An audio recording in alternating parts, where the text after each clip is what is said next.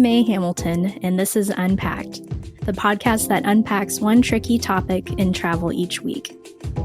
This week, we're chatting with comedian, activist, and podcast host Youngmi Mayer, who's based in New York City's Chinatown. I first came upon Youngmi on Instagram. I don't remember exactly how. Maybe a friend had reposted her onto a story. Her posts about not quite fitting in with Korean or American culture really resonated with me and made me feel seen in a way I hadn't before as a half Taiwanese and half white American person. Soon, I was tuning in weekly to her podcast, Hairy Butthole, and I quickly became a big Youngmi fan. In this episode, Youngmi and I chat about a recent trip she took to her childhood homes in Korea and Saipan, an island near Guam. Youngmi had a traumatic childhood, a subject which makes a regular appearance in her stand-up. So, returning home for her has always been a bit complicated.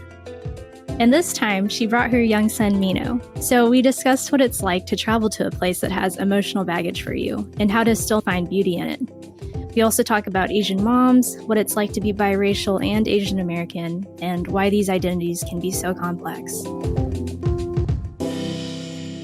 Hey, Youngmi! I've been following you and listening to Hairy Butthole for a while. Thank you so much for joining me today. Yeah, thanks for having me. I'm excited. Me too. So I guess just to know a little bit more about you, how did you first get into comedy?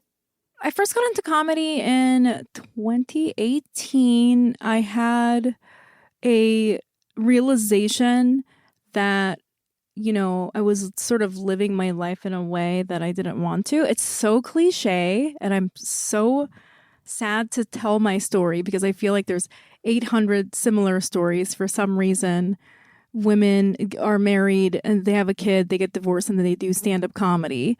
But that's that's also my story. But I think that part of it maybe that's a little different is that I had this epiphany in therapy where I realized that I was living my life in this way that I thought that I was supposed to, and I was very unhappy. And I was married, kind of stay-at-home mom. And I'm very careful to say here that nobody made me do that. I just thought I had to. My ex-husband didn't make me do that. I was like, I'm going to do this. And I'm too embarrassed to actually say out loud that I want to do comedy. And then I think through therapy, I realized that that was making me really unhappy. So, yeah. I see. I think I remember you saying you used to be a really shy and reserved person before you got into comedy. What was it about it that you were able to make the leap into it? Yeah, I think a lot of people are really surprised that I was really shy. I was the person that hated speaking in front of people and having any kind of attention.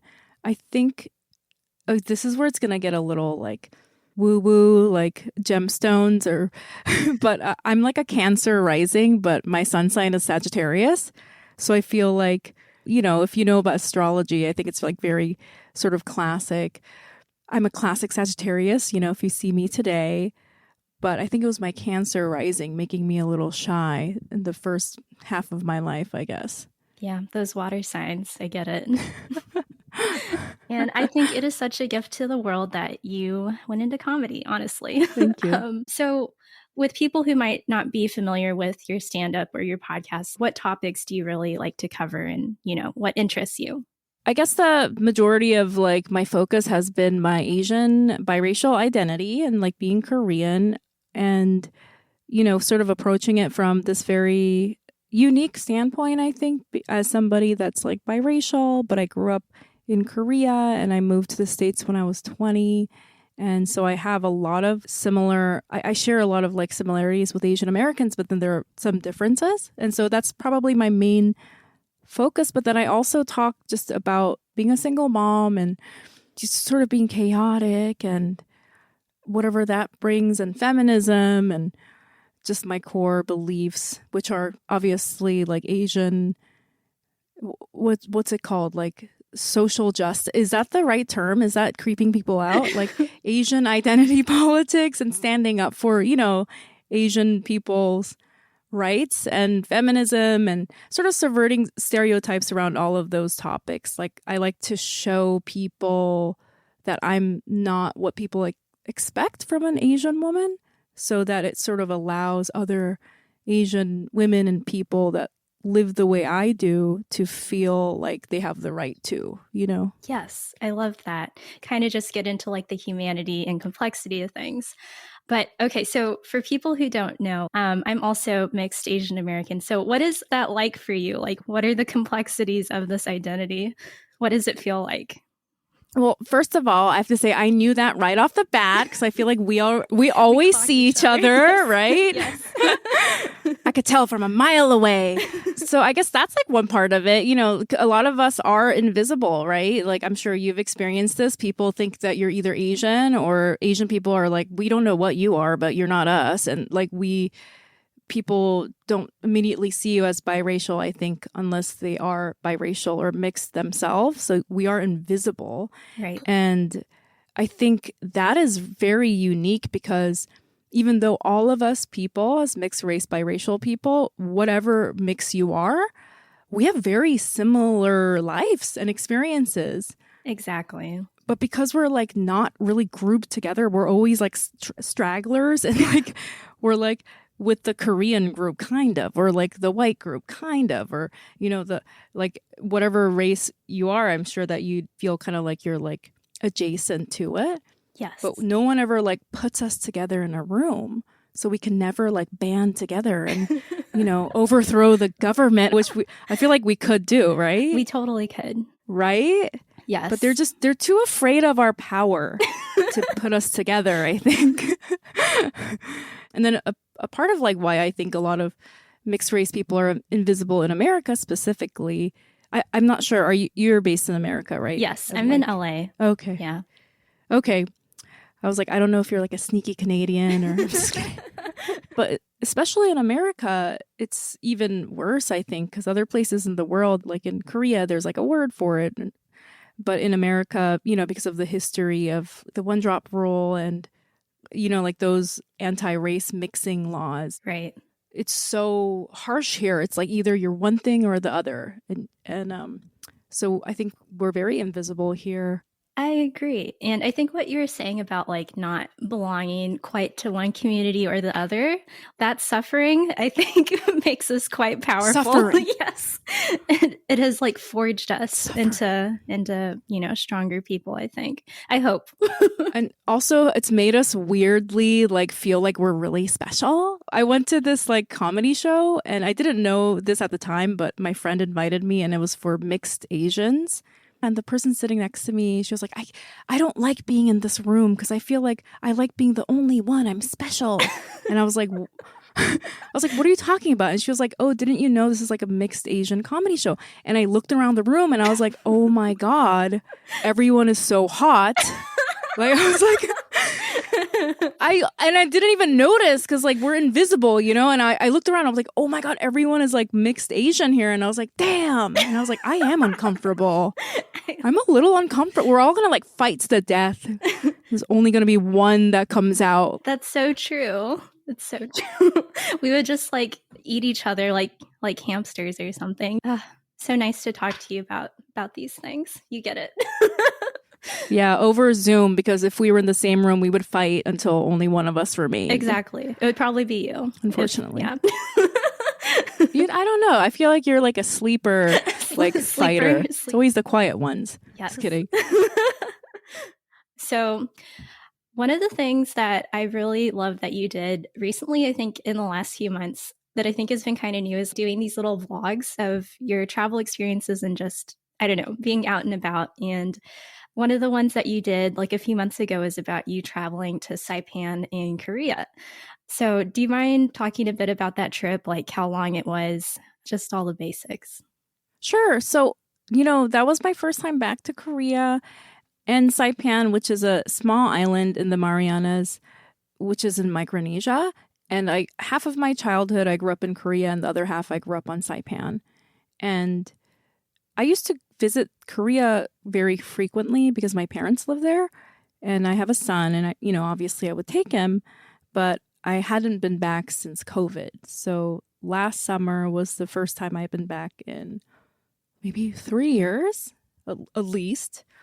And it was my first time back on Saipan since I was 18 years old. And it was a month long.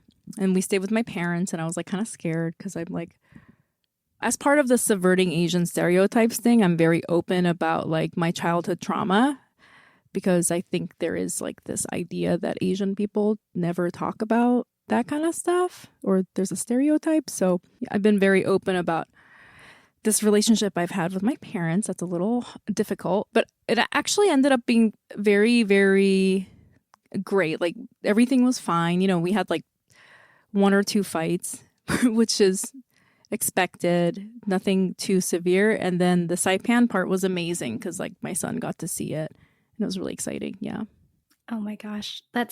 I feel like, yeah, there's so much to talk about there. One of the things that I really appreciate that you do with your work is, I don't know if I've ever seen this anywhere else, where you have like a really complicated relationship with your mom, I think, where, you know, she's done a lot of kind of messed up things to you during your childhood, but in the end, like, you still really love her and still want to maintain that relationship despite all that. And that's kind of like what the same thing I have with my mom. And I really appreciate you like talking about this in like a very real way with the Asian American community, because I feel like we have this really polished view of Asian American families for some reason. Like I think of Fresh Off the Boat, you know, where I'm like, nobody's dad or mom acts like that. You know what I mean? Well, yeah, that's like, I'm really glad you brought that up. I think in the Asian community, yeah, it's like these are very broad stereotypes, but like you have to respect your parents and honor them, and you can't really say anything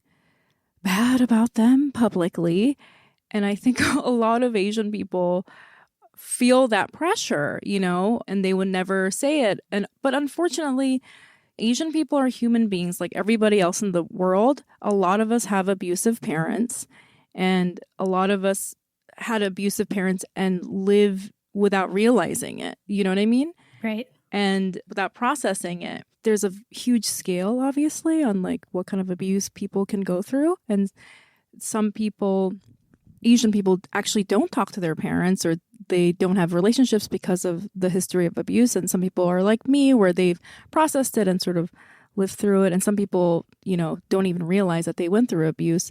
Part of the reason I'm so open is because I want wherever you are in that scale, the relationship with your parents, to feel like you're valid, and like that's totally fine. If you're the perfect Asian Harvard person, doctor, and you're still making lunch for your mom every day, even though she like beat the F out of you, the S out of you. I don't know what the F is.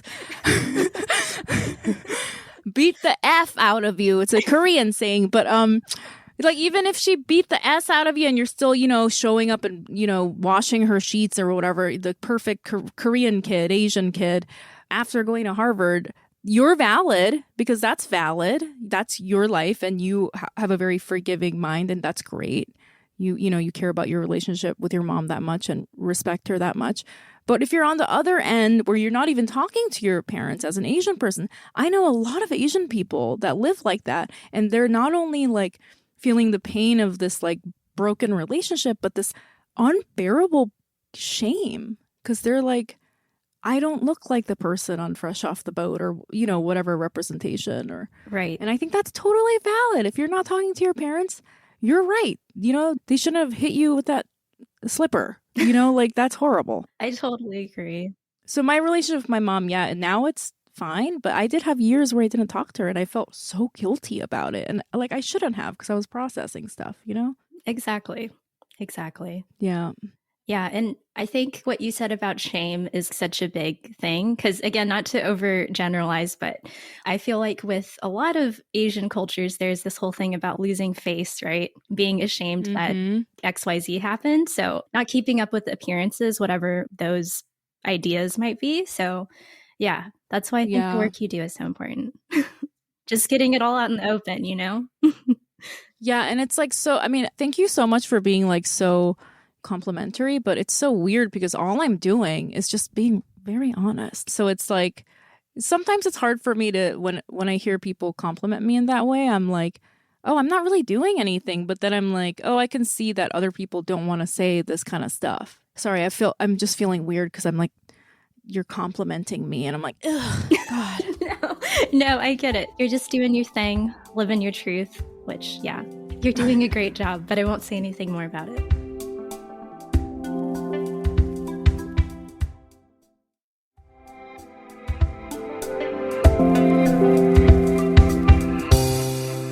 So I think you said you were born in Korea, but I think you spent the most amount of time in your childhood in Saipan. How long were you in Korea and how long were you in Saipan about? It's not that, it's like birth to 6 years old, Korea, and then 6 to 16, Saipan. And then I lived in Korea again from 16 to 20. I see. I'm wondering if you could explain your family dynamic a little bit. Yeah, sure. So, like I said, I'm biracial. My mom is Korean and my dad is white and he's American.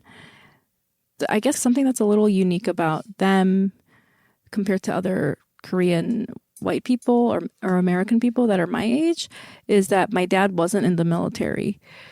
And my parents actually met in Fairbanks, Alaska. Yeah. It's very random. My mom married somebody in the U.S. military, I think with the plan on leaving Korea. And then they moved to Fairbanks, Alaska. Right? And my mom had my sister. I have an older half sister. And she got divorced and then met my dad there. And he was like a small airplane pilot. I don't know what they're called. Like those small I don't know. Oh, yeah, small airplanes. Yeah. Seaplanes? Yes. He's going to be so mad if he hears this. He's like, I've talked about this all my life, every day. It's okay. You're not flying them, Youngmi. You're probably, you don't need to know that. Yeah, don't worry. I'm never, ever going to get into becoming a pilot. Don't worry. Everyone is safe. Yeah, and then when my mom became pregnant, they decided to move back to Korea because my mom had a hard time, raising my sister alone as a single mom, basically. Oh my God. In Alaska. She was working at Baskin Robbins. I was like, dang. Oh, geez. That sounds rough. I was like, you're working at Baskin Robbins. It sounds like somebody spun the wheel on situations you could be in America, location, Fairbanks, Alaska. Your job is working at Baskin Robbins. It's like America on mega hard mode. Yes, exactly. Yeah, so you met my dad, and then they moved. I was born in Korea, and then I was my first few years of my life. I lived in Songtan, which is near Osan Air Base. And then we lived on Jeju Island, Jeju-do, and then we moved to Saipan. I see. What brought you guys to Saipan? It's hard to explain because I think a lot of people assume that, my dad's in the military and then I moved around because I was a military brat. But I'm like, nope, my parents are just they just like to travel and they literally had no plan. And they're still kind of like that. Mm-hmm. So, yeah. That's so interesting. Do you mind explaining your relationship with Saipan? Yeah, I love Saipan. It's a wonderful place. I also feel very protective of it. And when I talk about Saipan itself and the people that live there, I want so much for the world to know about it because, the Chamorros, who are the indigenous population of Saipan, they've been through so much. And as an East Asian person, it's very important for me to point out the fact that Pacific Islanders were colonized by East Asian people. We are the white people of the Pacific Islands. Yes. And a lot of times the reason I won't talk about Saipan is because I feel like a poor representative for I would rather a Chamorro person talk about it. Do you know what I mean? Yes. So I'm very careful to say it's a wonderful island. It's a beautiful culture. There's a lot of history there. There is a lot of Japanese influence and there's a lot of World War history stuff that people know about it. But I think my main focus is to make sure that the people in the culture is respected. But that having been said, unfortunately, when I talk about Saipan, it's just relates to my childhood and my story and my family. So the travel videos that you were talking about, unfortunately, they're just kind of about me and my sad life, while I was there. Which is what I was thinking about while I was there. So I just made this video oh, it's such a beautiful, wonderful place and it's paradise. But for me, I'm just sad because I remember all this sad stuff. And I'm sure a lot of people relate to that, when they go home and there's part of you that's, wherever you're from, you feel very comfortable going back to the physical location that smells like home to you, like the air and like the water. It's very familiar, but then the sad memories are also there. So it's like a mixed bag of very deep emotions. Right. Your mom also, when you guys were living in Saipan, she actually worked at a hotel, right? At a resort. Mm-hmm. Yeah. Mm-hmm. So did you grow up kind of at the resort too?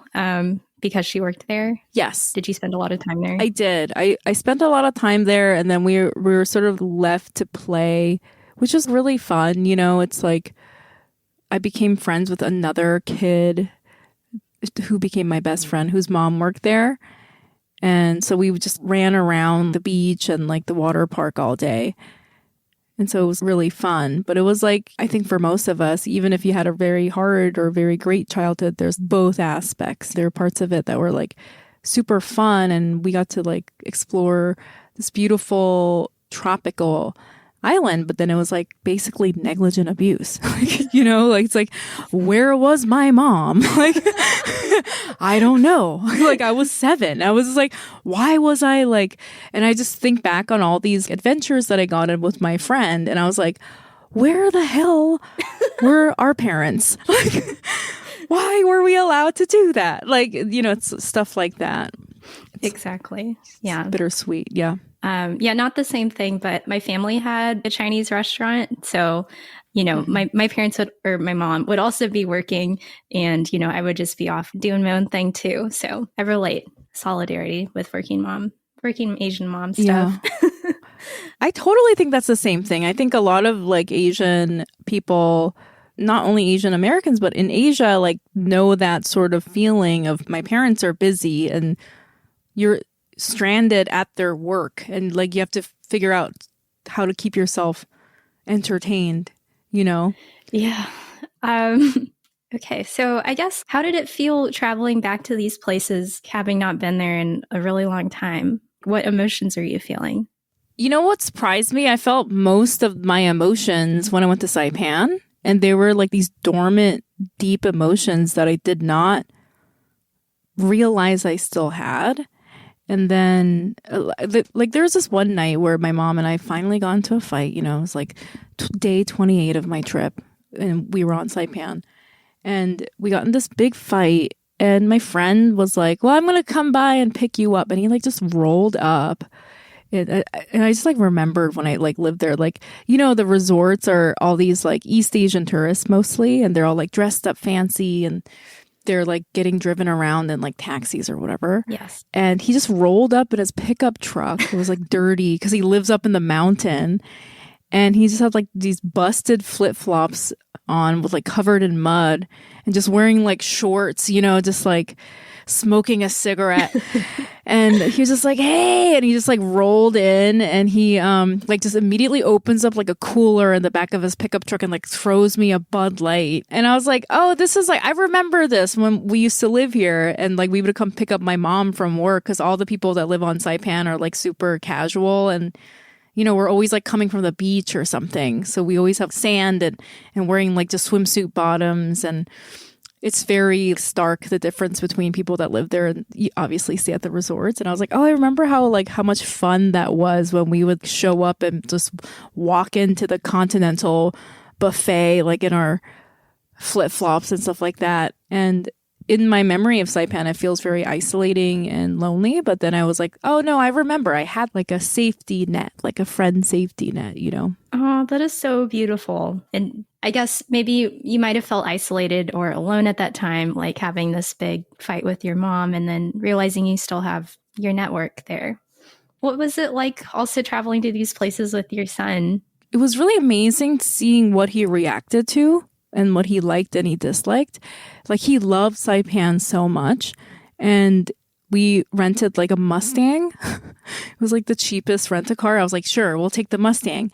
And we're driving around with the top down. And, it's like a really small island. And I was kind of like worried that he'd be bored or something because, like in New York, he's always like doing so many millions of activities, but he like loved it. And I was like, yeah, of course he loves it. It's like a beautiful beach. You can just walk on the beach and look at crabs and little fish. And he really loved the sea cucumbers, which grossed me out. But he was like, I love them, and like squishing the water out and stuff. And he just loved like chilling and like sitting in the convertible and like driving around this island, just doing nothing. And I was like, yeah, of course he loves this. He's a kid, but it surprised me because I thought he would be like, I'm bored, like. So I guess it was like pleasantly surprising, like to see what he would like. I love that. I'm glad it was a positive experience for both of you guys. So this trip obviously had some highs and some lows, but do you regret going at all, or did you feel like it was a growing experience for you? Oh, no, I don't regret going at all. I think it was really great. I remember going back before that trip and it was way worse. Like it was traumatizing. And I think it was because I hadn't processed a lot of stuff from my childhood. And I think maybe I still haven't processed that, but I think COVID made me different in a way where it made me a little bit more resilient because like so many, obviously for everybody, so many horrible things happened. Yes. And then I was like, fine, I think I processed so much without even realizing because I was going through so much like turmoil. And then so I felt so strong, like so much stronger when I was in Korea this time than previous trips. And I was like, yeah, I can handle this. What am I complaining about? Like when you grow in a way, like, you're practicing, sorry, this is a piano analogy. Sorry. It's Asian alert, whatever. You're practicing something and you're making gradually advancing and you don't even notice. And then one day you're like, you listen to a record of you playing piano 5 years ago and you're like, oh yeah, okay, it was like that. Like I didn't notice until I went there that I had changed so much, You're an expert piano player now, Youngmi. Yes. I'm just kidding. I'm not. I could not do that. My mom tried to make me go to piano when I was a kid. That was, I could not do it. It was the one thing she couldn't like force me to do. I did learn the clarinet against my will. Wow. But I'm not good at it. But I think if I picked one up today, I could probably still play it. Yeah. Threateningly. Yeah. I love that.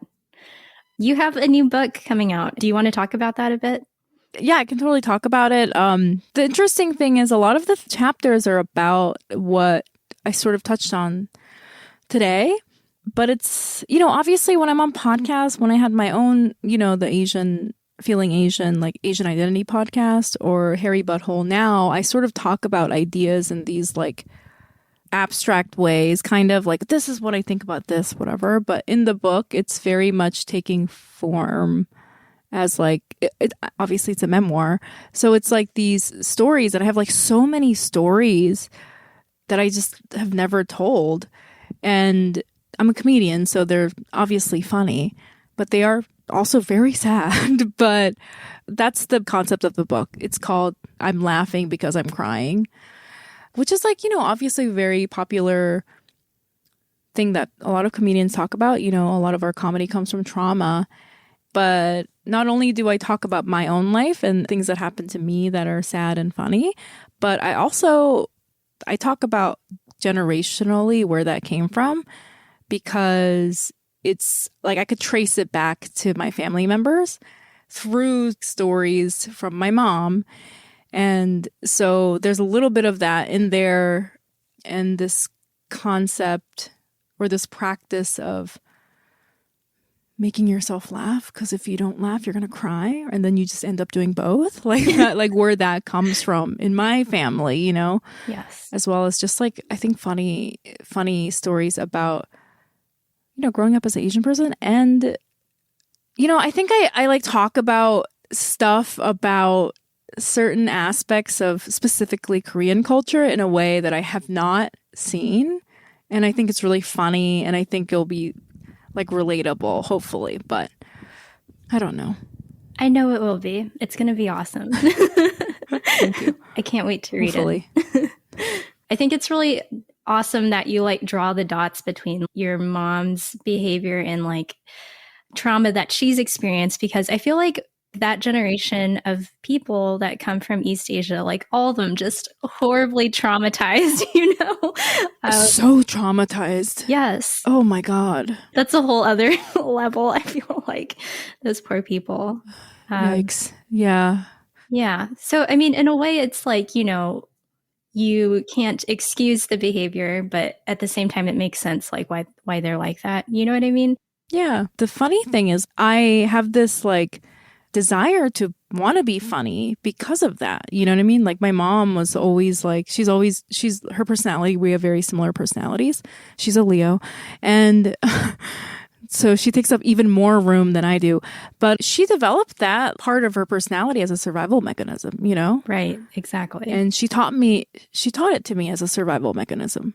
Because for Asian women, that's like what you have to do. You have to be pretty and then not talk or, I don't know, be funny. Exactly. Well, it was so great to be able to talk to you today, Youngmi, and thank you so much for being here. Oh, thank you. Thank you so much to Youngmi for taking the time to chat with me. And don't worry, Youngmi and I did not fight to the death after the recording ended. If you'd like to hear more from her, you can find her on social media, on Twitter, Instagram, and TikTok at YMMayer, and on her podcast, Hairy Butthole, which is available exclusively on Joy Sauce. Youngmi is also writing a book called I'm Laughing Because I'm Crying, which is set to publish in 2025. Ready for more unpacking? Visit afar.com and be sure to follow us on Instagram and Twitter.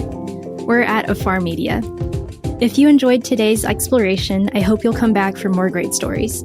Subscribing makes this easy. You can find Unpacked on Apple Podcasts, Spotify, or your favorite podcast platform. And be sure to rate and review the show. It helps other travelers find it. This season, we also want to hear from you. Is there a travel dilemma, trend, or topic you'd like us to explore? Drop us a line at unpacked@afar.com. This has been Unpacked, a production of Afar Media. The podcast is produced by Aislinn Green and Nikki Galteland. Music composition by Chris Collin. And remember, the world is complicated. We're here to help you unpack it.